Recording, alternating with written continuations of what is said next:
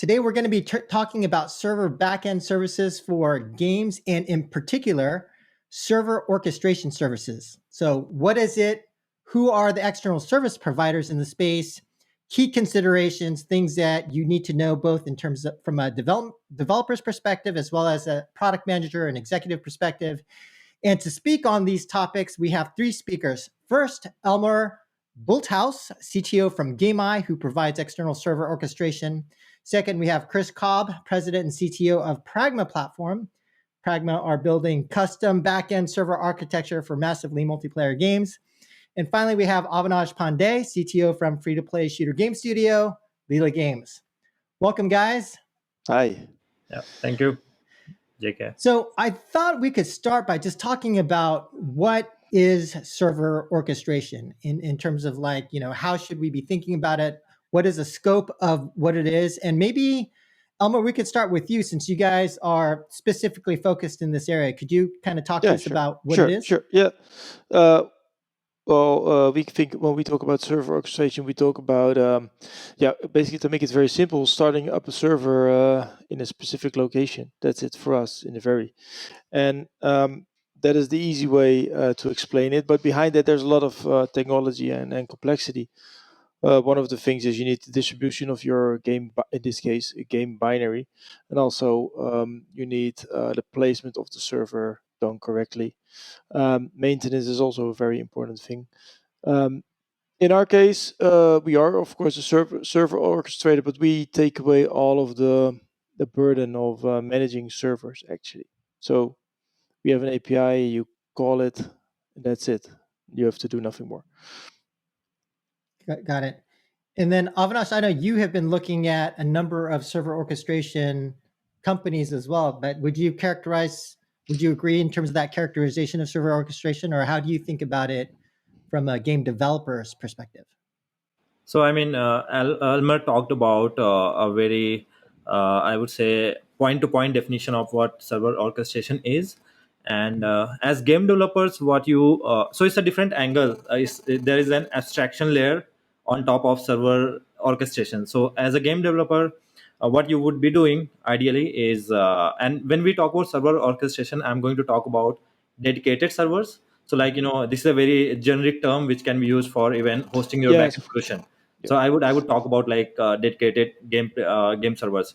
So you would be building your game, you would be writing your game play logic, then you would have your netcode, which you will maybe test out in your editor, whether you are using Unity or Unreal on your own setup. Once you have that ready, now you have to host that game.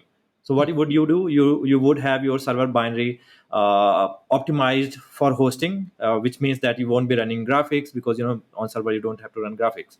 So once you have that binary, you need a platform where you can upload that binary and then do some sort of matchmaking. So depending on your own tech stack, either you have your own matchmaking service or the orchestration provider, they provide matchmaking services, or you have a backend provider who has matchmaking services. So depending on these are some of the criteria which you would look at while choosing a solution.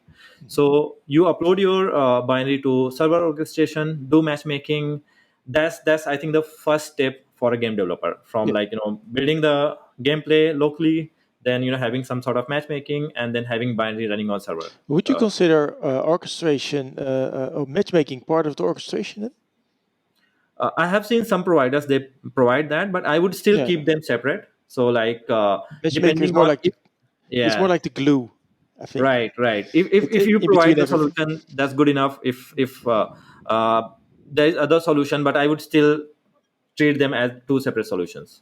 Yeah. And Chris, I know you did a lot of work in terms of server orchestration when you were at Riot, and I believe in terms of the current solution with Pragma, you guys have a broader set of services that you guys are working on. But could you talk about in terms of what you guys are doing at Pragma and in terms of how you think about server orchestration, if you want to add any additional context? Yeah, so I agree with everything that was just shared, and I think at the 10,000-foot view, as if you're a multiplayer game developer, your goal is to get players into a game loop, which is inviting their friends, configuring a loadout, which is what player, character, or configuration they're playing.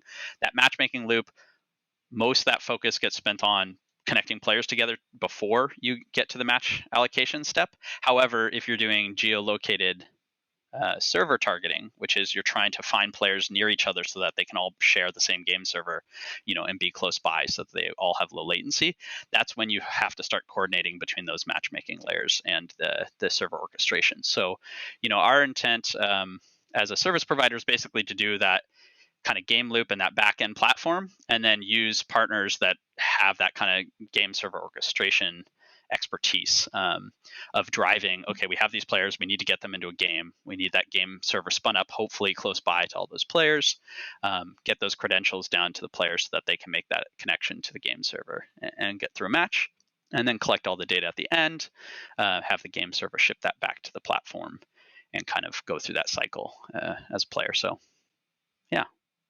Right. So Chris, just to understand more specifically, so for you guys at Pragma, you're kind of acting more as a glue, and do you have a different server orchestration provider that you provide as part of an overall package? Is that what you're saying? Or yeah, so our intention, there's some great providers out there who are specialized in data center placement and optimization, doing that kind of cloud bursting of if you exceed the amount of capacity that you've leased, being able to expand. So our intention is to cover all of the platform and backend services, but partnering with other providers for the game server orchestration. So really, we're just looking at a solution like a GameEye that is something that we would partner with and do the integration. We have exactly the same strategy, but we partner with, like, we integrate with various matchmakers, because in the end that's where the integration is going to happen. And it makes matchmaking is a specialized thing, and so is hosting. So we specialize on the hosting, and we integrate with our matchmaker friends. Yeah, that's right. So yeah, for example, at Riot Games, I spent 5 years working on our matchmaking solutions there, and so that's kind of the two halves of that exchange, and surrounding all that is that outer game loop of getting players together with their friends. Do you also provide a matchmaker? Yes, that's right. Yeah, you have a potential partner here, Elmer. No, I'm looking at Who knows? Yeah, why not? We want to integrate as many matchmakers as possible. And I think for a layman's language, at the end, server orchestration, like you have all these IP and ports, and how do clients find which IP and port to connect? And that's where that's the matchmaking. Matchmaking is find the right IP and port to connect, which is coming from server orchestration. That's like a very simple explanation of this entire thing. Yeah. And so maybe Avinash and Chris, maybe I can ask you guys.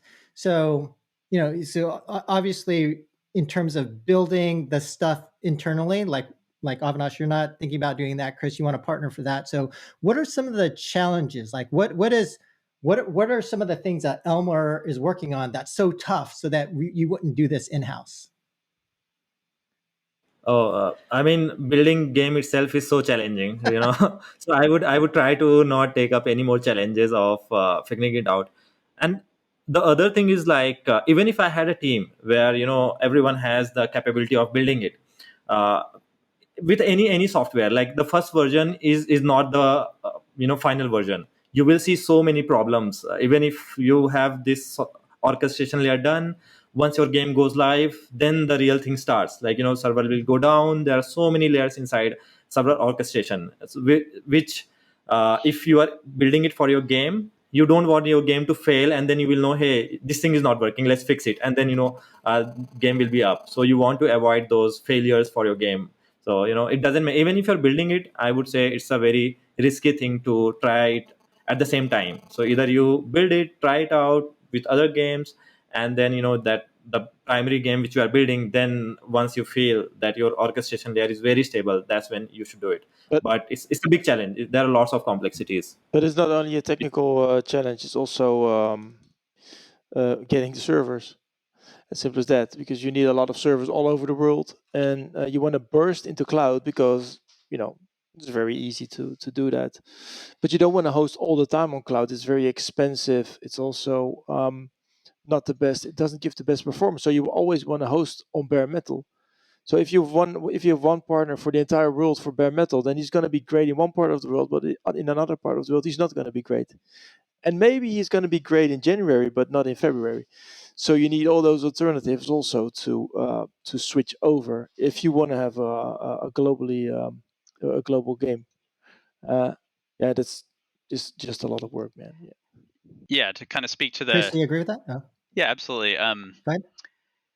I think that in the battle days, your only option was to basically hire a team and find data centers around the world, and you're leasing metal. And game servers are one of your highest operational costs as a studio running a live service game. And so a lot of this challenge is about cost optimization. So if you're leasing metal or buying metal, you're paying for those servers that's racked 24 hours a day, but you're going to have peak times where you have a ton of players playing, and then you're going to have the off-peak hours where everyone's asleep. And so having a partner to manage that inventory for you and basically paying only for what you're using can be a tremendous optimization. Whereas back in the day, we had to just buy our own, server racks, and you just are eating up that whole cost all the time, even if most of your capacity isn't available. And if you hit that home run and you have a ton of players and a ton of interest, if you can't support that all those players concurrently, you end up having these giant login queues and players just unable to play. So that's another reason to have a service provider who can actually help you scale, is that if you have this more players show up than you estimated, you're not just stuck. Instead, you can do that kind of cloud bursting. And the reason you don't want to be on the cloud 24 hours a day, again, is because of cost. It's so expensive to lease that space perpetually. But being able to dynamically, burst into there, it can be really, really helpful. Yeah, and also you don't want any vendor lock-in from clouds. Yeah, that's right. Right.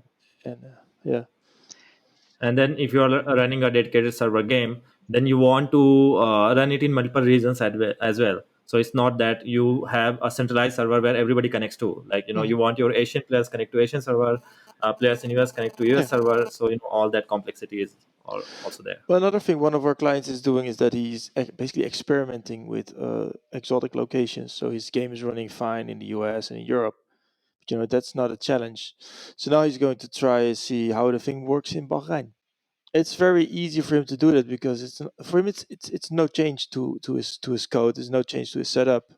It's just a parameter that he changes, and maybe he does some marketing in that area to see if it works there. So you get a lot of flexibility. You can experiment. You can also experiment with different kinds of matchmakers because the integration is already in. It's becoming more like a sales pitch now, but if you want a different matchmaker, you don't really have to code for it. You just integrate it, and it's not a lot of work. So I think also in the development phase, you could also use it for testing and stuff like that. It can also be of real value. So one of the things that we're focusing on now is, because one of the problems that we have is that if we find a studio that is building a game, it's going to take like, I don't know, a year, half year, 2 years before the game finally goes live. And a lot can happen in 2 years, right? So we're now looking at providing tools to aid studios in the development phase, so we can get them as a client earlier, and then the only thing we have to do is keep them as a client for 2 years. But that's what we're if we're good, that's not that hard to do, I guess. Right. Yeah. So maybe we can now talk about, like, in terms of let's say the basis of the competition, or how studios, or Chris, when you're looking for a partner for your kind of bigger portfolio services, but when you guys are looking at server orchestration providers, what are the key things, like whether it's specific metrics or capabilities that you guys are looking for? I mean, cost, geographical coverage in terms of the servers you guys have mentioned, but are those the key things, or what are the other things that you'd be looking for when you try to pick a specific vendor for server orchestration? Yeah, I think you just kind of touched on, or at least called out, a lot of the topics that you want to think through as you're evaluating this. And, I think Elmer makes a great point that in early development, it's mostly just you building and play testing with your team. But if your goal is to ship a live service game, I think it's really important for studios to start practicing that entire loop. Because early on, you might just be hosting a peer-to-peer, a game server off of a developer's box, but that's really not helping teach yourself and your studio how to behave in that live service flow of going through a matchmaker, having accounts logged in, connecting with players. And so I think the first challenge early on is just getting an entire integration all the way through, and having the real game server, dedicated server that's being built, deployed, hosted, and driven even in early development is really important to start getting that experience in those cycles. As you look to the solutions for launching at scale, there's a huge amount of live service metrics and telemetry and data. And so having a provider that can help you get insights into how much CPU and memory are we consuming, keeping track of that throughout your development, because when your game is early and you're grayboxing, the server logic and the network simulations are going to just be lighter weight, and as those features start layering on, it's going to get heavier and heavier. And so I think looking for tools to kind of get insight into how your servers are performing is really valuable. The geolocation and having a footprint that is global is really powerful, because again, that's something really difficult to call up data centers around the world, and you're not really going to have an easy time of that. Cloud hosting makes that easier to achieve in terms of targeting, but then you get into real cost questions and considerations, and the vendor lock-in stuff that Elmer talks about, which is if your only option is one of the big cloud providers, they don't really have much incentive to work with you. And if you're a smaller studio, they're not necessarily going to give you the kind of bulk discounts that you might receive if you're a giant, Fortnite-sized title. So I think that having some flexibility on being able to target metal and use the cloud as needed, and then having that independence from the cloud providers, so that there's either a negotiation, or if you're partnering with a game server's hosting solution, they've got bulk discounting because they're hosting multiple customers, so they're hitting a much larger footprint. So that's my kind of quick takes. Yeah. And Avinash, I know you're kind of early in the process of trying to select a server orchestration vendor, but what's going on through your mind? It's kind of similar, or how are you going to pick someone? Yeah, I mean, right. So Chris has already talked about some of the important things. But for example, if you're just starting the development, and you have like 4 vendors to talk to, like how do you choose? Because it takes time. So my approach is, there's this standard checklist which you should definitely check. So for example, they should have multi-region support. They should have like bare metal and cloud whenever needed. So all these things are standard things, and I guess most of the providers have these services. Now, as if you are like an indie studio or a small studio, cost is going to be one of the primary factors for you, and running dedicated server is costly. It's not a relay based game. You will be running your game binary on the server. So what you want to make sure is find a way to kind of benchmark all these providers. So like as GameI also provides this developer testing period, and that's really helpful, because testing in local environment with even in your simulation sandbox, that's not the real use case. Like when you make a server binary, host it on the thing, go through matchmaking, that's the kind of thing you should definitely do from the start of the development, and then try to simulate as close as possible. So for example, if you're building a battle royale with 100 players, uh, try to simulate that, because now it's not only about the server, it's also about you have to run those 100 players on the Exactly. server. Yeah. So server is aware of all these players. It's not about the client, because client will be doing some area of interest or some type of interest management, but server is always aware of everything. Server knows where you are, server is transmitting data about everyone, and if you are doing like prediction, all these things, so server is doing that calculation. So try to simulate using AI, whatever. Then talk to the vendor. Like I think these guys are really helpful in terms of helping you out to optimize your binary and come up with real numbers. Like, hey, if I run 100 player binary, this is the kind of machine I would need. Like these many cores I would need, this is the memory consumption, this is the bandwidth consumption, and try to get those numbers initially. That will not only help you to decide a vendor, it will also help you to estimate your cost. What if like it doesn't make sense to make that game because your server cost is so high that you have not figured out a monetization model. So I would definitely try to simulate real world scenario, try to get the real numbers for your game, and keep doing that over the period of time as your game evolves. So Right. yeah, And that's kind of Avinash, I know that you're would be my still approach. early in your evaluation process, but who are the other vendors out there? And have you found any major differences between the different vendors, or have you looked at GameI yet? So I mean, so we are already talking to GameI. So there are others like Multiplay, GameLift, Juice, which recently I think acquired by Improbable. in terms of services, I think most of these platforms, they have core services there. So the standard checklist which I was talking Yeah. about, all of them have it. So I think it would come down to first of all your personal relationship with the team, because if you are early in development, as much support as you can get, because it's very hard to predict what you are going to have after 1 year. So how the deployment system is, if you are building it, like you don't want to go through like 5 hours process of just deploying binary on the Yeah. orchestration service, and how supportive the team is. And at the end, like if you can find those numbers which make sense for you, then, and if you have this thing where you can compare those numbers, because I think for the platform, it's very hard to give you a standard pricing model, because every game is different. Absolutely. What if you come up with CCU based pricing? One CCU for my game might differ a lot from the CCU of, for example, you were hosting a chess game or something like Absolutely. that. So it's something which you have to figure out with the Yeah, partner. you have to figure it out together. Yeah, basically starting a Yeah. relationship. It's one of the biggest. No, it's it's. I think it's wise to get it handled by an external company. But it is, if that external company makes a mistake, it could be disastrous for your game. So Right. I think Right. it's a very responsible task at least. But also you should really pick a client, pick a partner that is that is friendly with you. One of the most important, I Yeah. think. If you're not nice to each other, you cannot really work together, and you have to work together. It's like you say, And you also need Right. we call it hand holding, so we help our partners get integrated, and also some advice on what's best to do in terms of like optimizing a build process is also something that is usually an afterthought, but can bring you very good things. Do you know? I know CS:GO is I think nowadays it's 29 gigabytes, which is a lot for a game to distribute among the world. So that is an example of an unoptimized build, I think.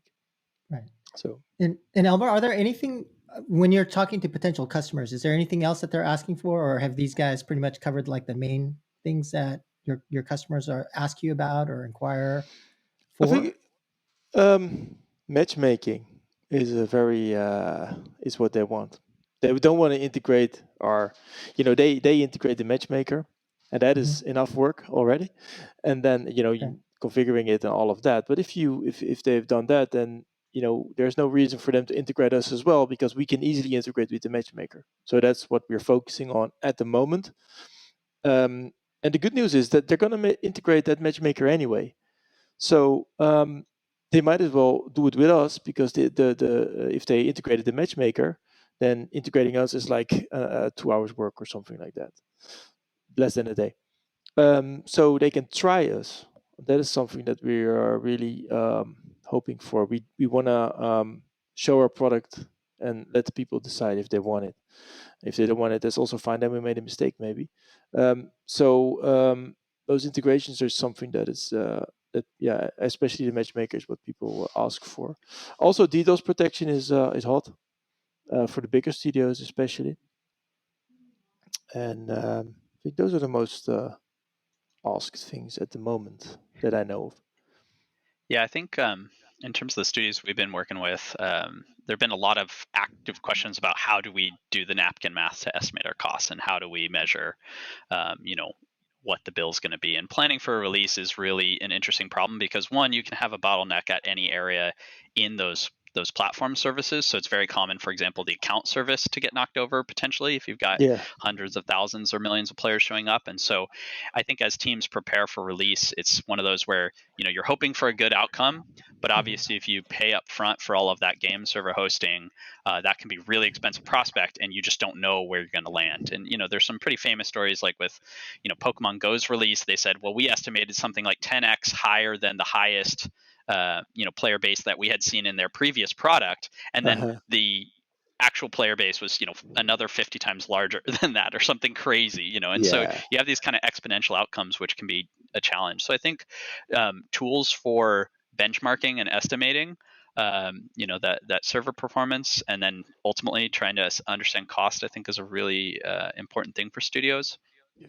And it's pretty difficult to get data, because traditionally A lot of studios have had to do this themselves, and now as these server hosting providers, there's just so many variables at play. It just gets really hard to anchor to, because again, the efficiency of your network code or the efficiency of your memory footprint can be a challenge. So I think that benchmarking tools is definitely something that we've noticed a lot of studios asking us kind of either support or just advice on how to approach that. Yeah, but is it even possible? I sometimes wonder. Right. Yeah. So we saw the like Pokemon Go is a good example, which is a game I love, by the way. But it is they never predicted that it was going to be that big. Pokemon Go is like something that goes into history books, I think. At least that's where it should be, I think. And but it was so big, nobody could have predicted that was going to happen. And at the same time, it can also go the other way around. Like we also launched the game, and the players they just didn't come. So it can go two ways. It's just almost impossible to predict what your game is going to do, I think. So I think the only thing you can do is prepare for something that you don't know. And if you have a lot of flexibility, that's I think that's the solution for that. But you can only maybe give a wide range of what's going to happen. But there's nothing as unpredictable as launching a game, I guess. Right. But can we talk about that a little bit more? Yeah. So like in terms of the downside, you predict too high and you reserve a bunch of extra resources for that. You probably burn cash, so you waste some money. But on the other side, if you underpredict, and like let's say this Pokemon Go example, so what is the impact of that in terms of like, how do you recover from that? Is it easy to recover from? Does it take days? Does it take hours? Or can you guys speak to that? Yeah, I mean, my quick response is that, when there's the most excitement about your title, you're going to have this giant influx of players. And if people ultimately cannot play your game, that's about, the worst possible review you could ask for. So I think that, honestly, that might be the strongest case for partnering with an orchestration provider, because having the ability to dynamically kind of scale up, and there are very high profile cases. I won't name any names, but there are big studios who have struggled on launch day to kind of keep up with demand, and it's really hard to measure whether players are going to come back or not. But attrition rates tend to be high in service-based games as a general rule. So if your servers fall over on launch day, that's just it does some pretty meaningful harm. And I think so it's better to be prepared. And so again, part of that is understanding your unit economics of how much does it cost us in CPU cycles or memory. That doesn't tell you how many players show up, but at least it can tell you, okay, but we get this many players per server hour. That kind of thing lets you do some napkin math. And at that point, then it is about partnering with a orchestration provider so that you can do some stress testing ahead of time, or you can do some prediction, or you can do some reservations where, if something hits. Other alternatives are, there are peer-to-peer, right, server modes where players can play with one another without paying those server hosting costs. The challenge with that, though, is if you're a live service game and you have a game economy, you can't trust a game server that's running on a player's machine. So at that point, it becomes the equivalent of, client-side inputs. So if you have a game economy of selling content, you have to be really careful that on the one hand, you can save a lot of server hosting costs. On the other hand, your entire platform model and game economy has to not trust the game server results, which means every player will show up looking as though they beat every enemy on the game.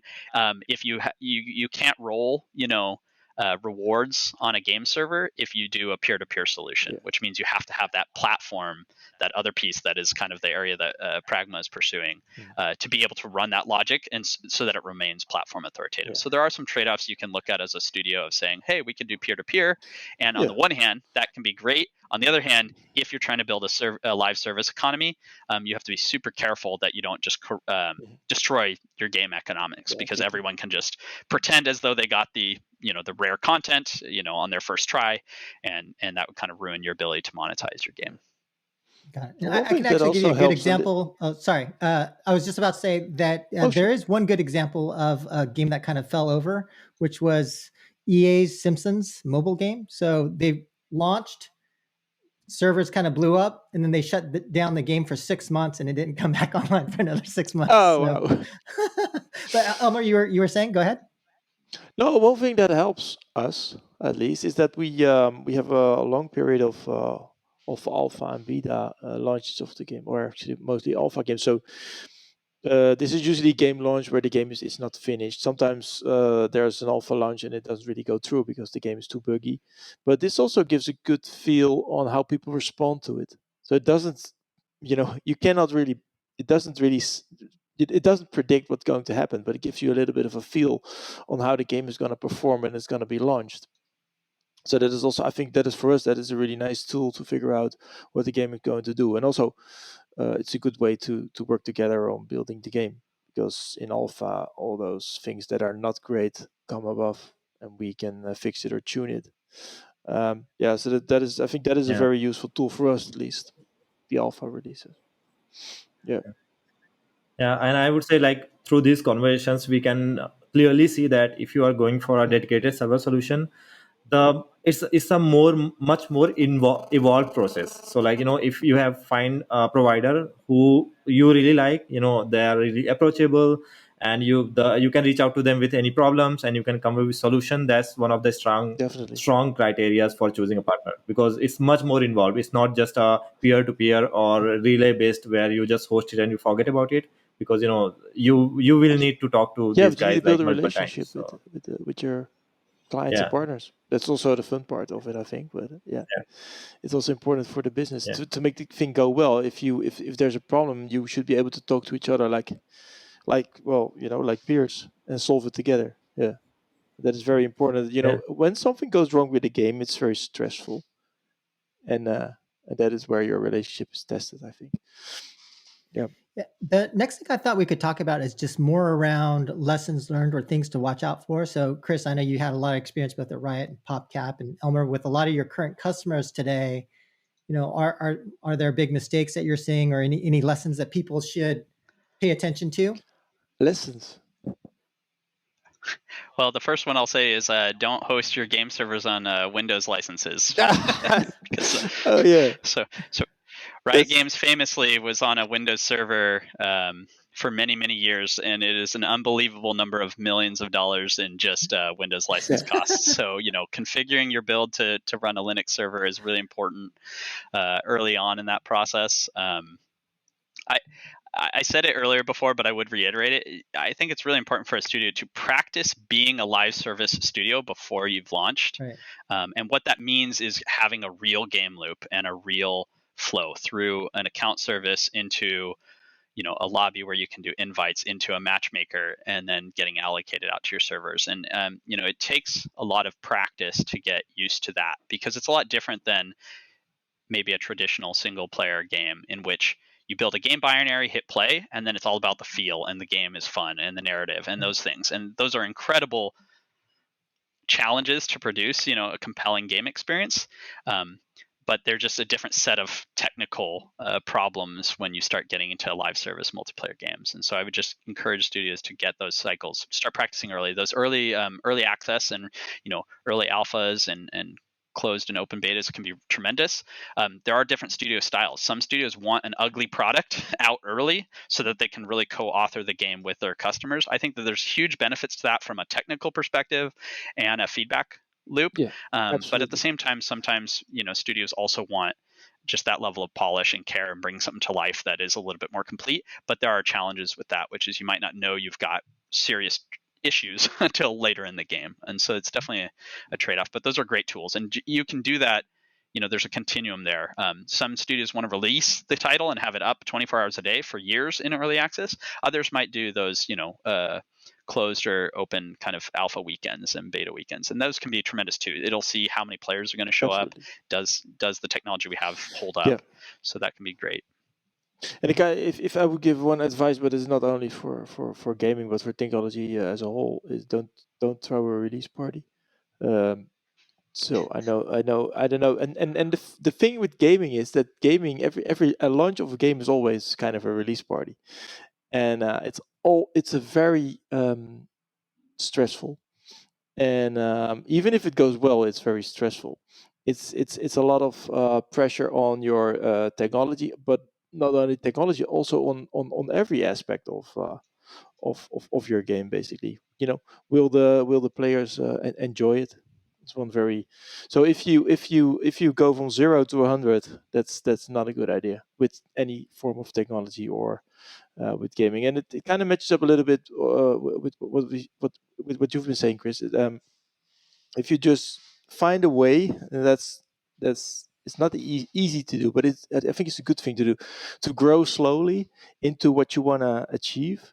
Then you're going to get there, or maybe you're going to find out halfway that it wasn't really a good thing that you were thinking at the beginning, so you can throw it all away or change it to do whatever you like. But going from from 0 to 1, and especially giving a party, is not a good idea. But it's so tempting, I think. My previous company was a little more corporate, and we had release parties all the time, and it was horrible because we were really enthusiastic about this new feature that we were rolling back within a week later. Because not Avinash, only do you have? for tech, Sorry. that's not only for technical reasons, but if you're talking about, we are all humans, and changes are difficult for us. So if you would introduce a new feature, sometimes people just don't want it, or they don't get it, or it's too big of a change for them. Take baby steps. Yeah. Right. And Avinash, do you have any lessons from like just the various service providers that you've been looking at, or from your evaluation? Yeah, I would say like in multiplayer games, you can make it as complicated, as complex as you want. But is that required for your test users? So, for example, if like we are building a shooter game, so do we want to do like this complex hit detection on the server side? Do we want to like roll back and all these simulations, everything? Is it required for your test users? Maybe not. Like we would just do maybe authoritative movement on server side, very lightweight, and just have an idea like how to do those things in future. But maybe you can do milestones like, hey, in soft launch maybe we'll just do this much, in global launch we would do the rest of the part. So I think being out there is more important than getting everything right at the first go. And the other things I could recommend everyone is that so you will see lots of these shooter games, especially on mobile. You will see they are using bots, and most of the time or some of the time, like what you could do if you are playing only against bots, you don't have to connect to server at all. Like you can just run those bots on the device, because at any point of time you're not seeing all 20, 30, or 100 players. You are just seeing bots around you. So if you can come up with some behaviors which you, because initially players are just learning your game, they are not looking for that complicated user behavior, they're figuring out your control or something like that. So even in couple of matches, and many games do that, and you will see like games do that till a very long time, like till 10, 15 matches you are actually playing with bots, and maybe just on your own device. So those are some techniques which you can use. Yeah, I think that's a great piece of advice, and it actually kind of leads to an even bigger, broader theme, which is to really think about your game design as it relates to your live service product. So, I was talking before where you can save money by doing peer-to-peer, but suddenly your game server is no longer trustworthy. Well, one thing that you can think about is, well, maybe there are some game modes that are less extreme, and those are more for the either casual players or early players. And so then you might, optimize by making it a, client-only solution, and you can just structure your rewards and how your game progression and systems work such that the rewards that are given for those bot only games are allow a player to progress early, but it may not get them into the later stages where you would want that server authoritative trusted solution. So you can get really creative in terms of how you structure the game systems and how players progress through. And it's become a very common tool on mobile, is doing exactly what Avinash is saying, which is just play against some bots and AI matches so that the player can get familiar, and then you're not loading up on server costs in that early phase. But I think it should. But one thing that how do you say that? One thing that is in what you both say is that you should look at it from more like a holistic point of view. Hosting a game is not a separate thing from the game if you pick it up together. So, for instance, you could also, maybe you can host in a cheaper location and have more latency, and this will result in a game. For some games, this is fine, and maybe there's a different variant of the game, or maybe the players that doesn't have high skill, they can be put on those latency sensitive servers maybe. So you can reduce costs. If you pick it up as a whole and not as separate things, you can do all of these things, and that is something that is, I think, that is very important. The game is the unit. The hosting is not a separate thing, as is the gameplay. It's all together. Yeah. It's all, if you pick it up as a whole, it gets better, I think. Yeah. Yeah, I absolutely agree with that. That reminds me of another kind of. So this is actually getting a little bit more onto the technical side of things, but when you think about trying to explain your live service pipeline, so you have platform services, which are your accounts and your matchmakers and your player inventory and your data processing, and you got your game servers, which is the net code and the striving for simplicity. Oftentimes people will mix the word simple and easy, It's not but the it is same. easy to make a complex mess. It is very hard to keep things simple. So I definitely advocate strongly that your engineering team should be able to draw the pipeline of how the game gets built and deployed and shipped and released. Exactly. And that should be something understandable. So I know for example, containers have become a huge area of topic and exploration, and they can be a great tool, but there's a certain kind of inclination for folks to just start layering on top of each other all of these different abstractions, and suddenly the answer of the question of how do we build it, ship it, and play it becomes like 19 different boxes and arrows and graphs, and you go up and down and sideways, and this I think it can really overburden and overwhelm a team. And so really working hard to keep that tool chain simple and really be clear, like at the end of the day we have to build a game binary, we might have some platform services, we need to get those onto a server somewhere and host them, and just really striving to keep that understandable. And the number of times I've seen an 18-step sequence of the 10 different layers of virtualization and Docker and Kubernetes. And again, I'm not attacking those technologies. I'm just saying that if you kind of approach them naively as though they are the solution to your problems, you might find yourself with a bigger mess than maybe you started with. And so just being really thoughtful about each piece. Yeah, and also if there's gonna be complexity at some point, but what we do is that we isolate the complexity, so then it's simple again. And some isolated parts are complex, but on their own they are actually not that complex because they are isolated from the outside world.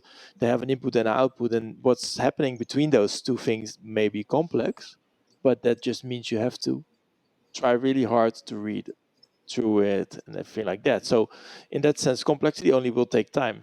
For the rest, that I think for us that is one way to make complex things also simple. Because I totally agree with what you say. Making things simple is one of the hardest things, and also very misunderstood things. With technology, I sometimes have the feeling that if you make something that nobody understands, it gives you some kind of a status or something like that. If I make something that my mother would understand, then I'm probably not that good as a developer, or I'm probably not that smart because my mom gets it.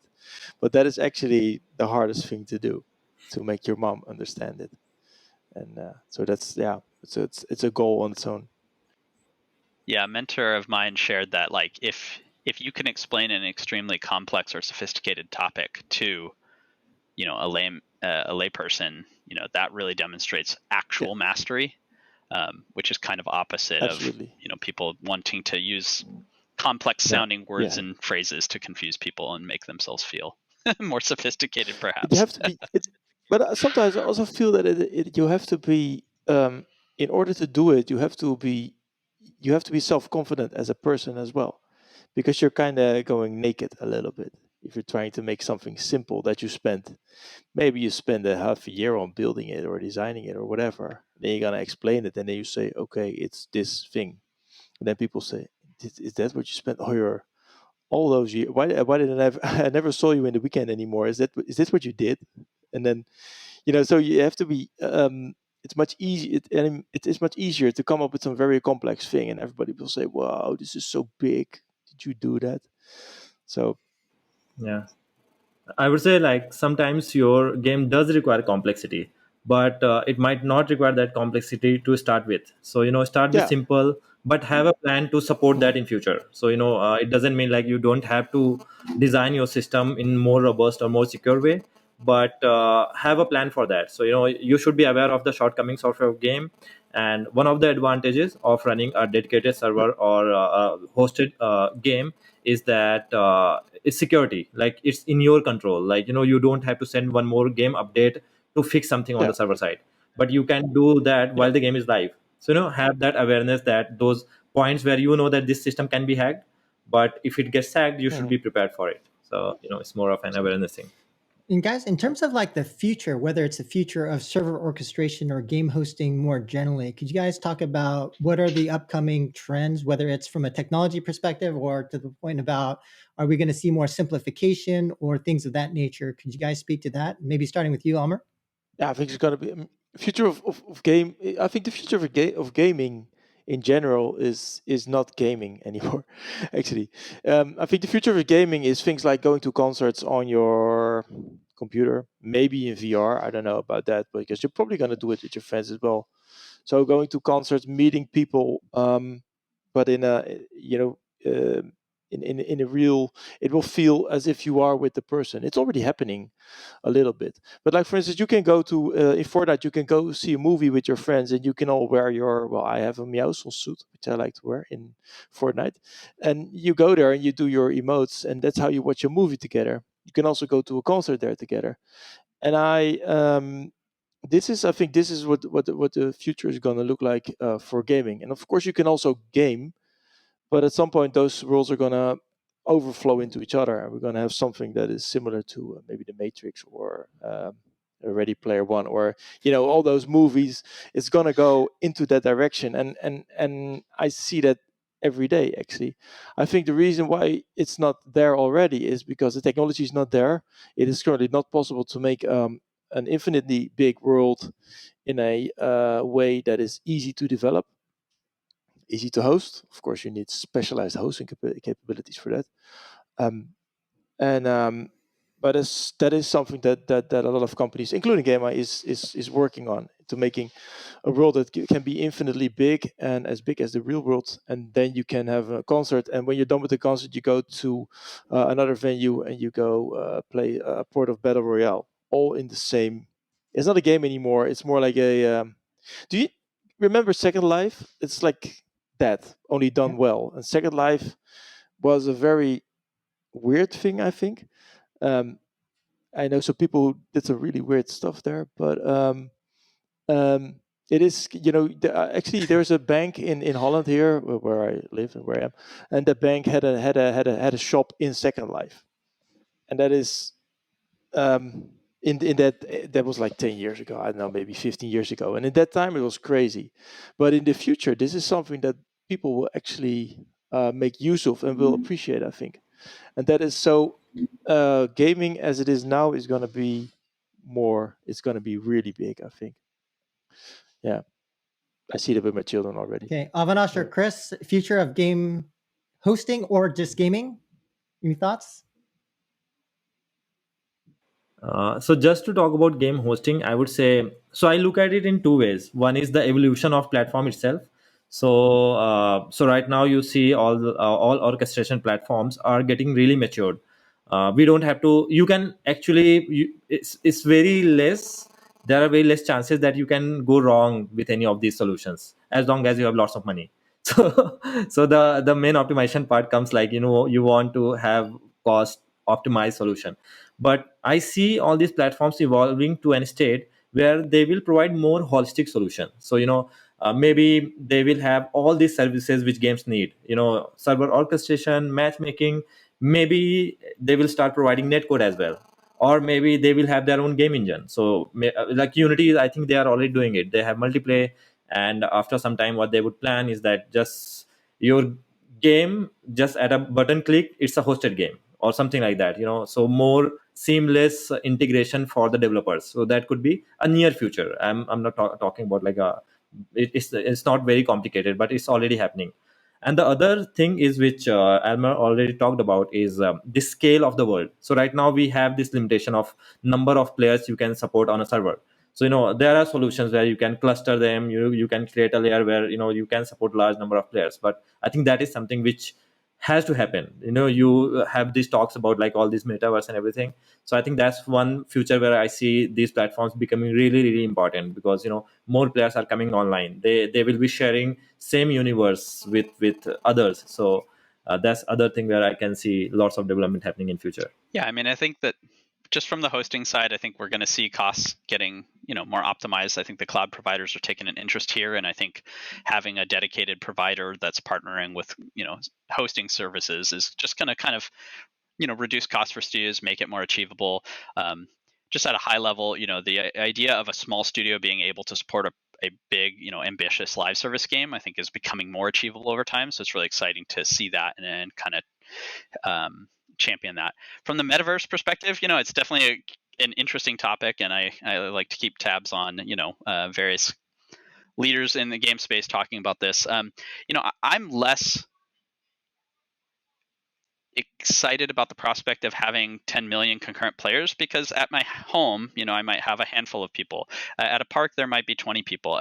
For me, it's less about the need for everyone to be simulated in one spot, and more about that seamlessness with which I have some kind of online identity. I can connect with my friends. And if you look at something like Roblox, especially in recent years as they've kind of hit their stride and growth, is that kids have a single identity, but they can go to unique experiences that they can share across a group of friends. And I think that's something in around that. I do think that there is a ethical and moral conversation that's happening right now, and it's happening in social media, across the tech giants. And I think that there is a lot of work to be done there, because there are a lot of difficult problems to address in terms of how people interact with one another, what that means. And I spent a lot of years at Riot on a team called Player Behavior, whose mission was to address toxicity and improve sportsmanship.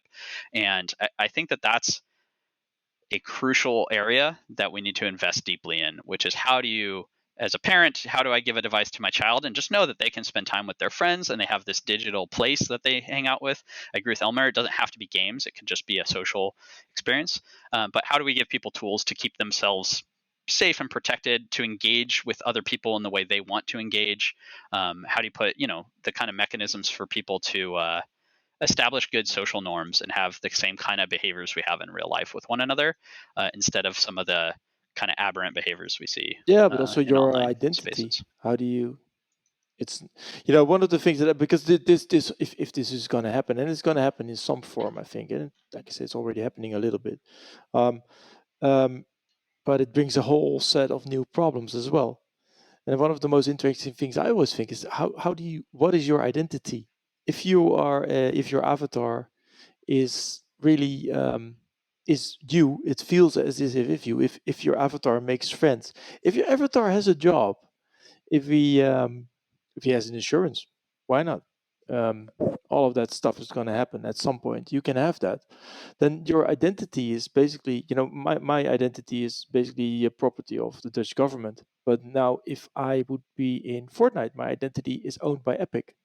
And this is a completely different entity with completely different norms, or how do you say, different incentives than that our government has. And I think that is a very interesting question that is at some point gonna pop up, because if half of your life is spent on the internet, and I think this is something that is gonna happen to my children, because actually half their life is already on the internet if I'm not around. That's all they want to do. Then yeah, that is something that is gonna bring up a lot of discussion. And like you say, you need a whole different way of managing a culture. Basically, it's very interesting. It's also a bit scary. All right, guys. Well, Yeah. those are all the questions that I have. Elmer, I know you were kind of talking about the life of a CTO prior to us recording. Do you have any discussion topics if you want to talk about anything around those lines? No, but for me, I've got no more questions. No, we the three of us, we're all CTO ish, or even CTO, and we all work at a startup, right? And we all founded it, I guess. Yeah. I'm with it's me and two co-founders, and so that's a funny thing, right? We're in the same boat basically. So one of the interesting things that I always wanna talk about when I meet another CTO is, are you still developing, and are you ever gonna stop? developing. How do you see that in the future? So, Chris. Yeah, Oh, that's Chris. I guess for myself, yeah, it's been the slow, steady, descent into people management. But I do think that there's a tremendous amount of power in trying to, build a team and set direction. And obviously, with COVID in the last year, we've had to figure out how to do remote, which, we've always had some remote, but there was always a blend. Yeah. And so trying to explore how we do that, and the fact that, video calls only work half the time, even today. So, I think that there's a lot of challenges there.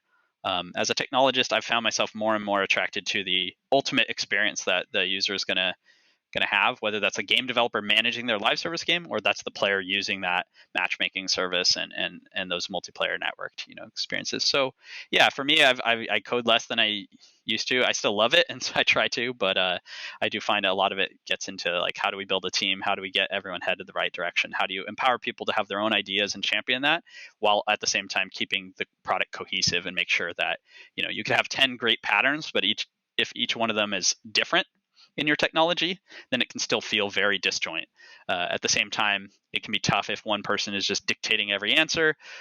Your team might not feel as empowered. So finding that right balance of, okay, we're all headed the same way. We want to create this great product that people love to use. It's cohesive. I learned the pattern in one place and it works in another. While still taking in all those ideas from the team. So yeah, for me, it's, for better or worse, I love working on a team, so that part's tremendous. But there's also that stress of, well, I don't get to put my headphones on and just code as much. Yeah, I think all these things are very true for anyone who is in this role. And one thing which I personally realize is I still enjoy coding and hands-on. As much as time I get, I directly jump on it. But the other thing which I think we have to realize is always looking at progress in everything. So at the end of the day, I step back and I see where everything is going. So like whether sometimes it's easy to get lost in work because everybody is busy, everybody is doing work, but are we moving forward? Like, are we, because you can spend a lot of time doing one thing for a very long time, but as someone who is leading the team, you have to make sure that you are also moving forward.